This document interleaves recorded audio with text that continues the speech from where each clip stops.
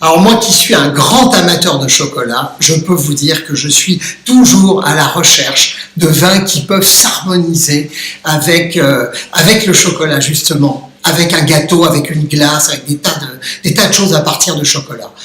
Là, on tient quelque chose d'assez génial. On est parti dans le Roussillon, à côté de Rivesaltes, dans l'appellation Rivesaltes. Alors l'appellation Rivesaltes, on peut produire des vins dans les départements de l'Aude et des Pyrénées-Orientales. Là-dedans, il n'y a que du cépage Grenache, mais alors produit d'une façon très originale. Vous savez peut-être, la fermentation, c'est la transformation du sucre du raisin en alcool.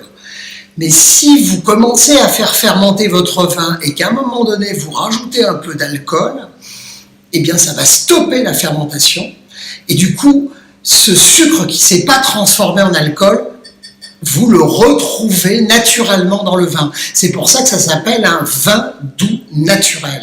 Et là, on tient quelque chose de merveilleux. On a le grain de tanin du Grenache, on a la sucrosité, on a une explosion de cassis et de mûre.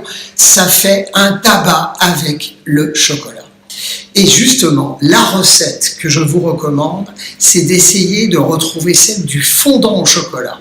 Vous savez, au début des années 80, c'est le grand chef 3 étoiles Michelin, Michel Bras, qui avait inventé cette recette du fondant au chocolat.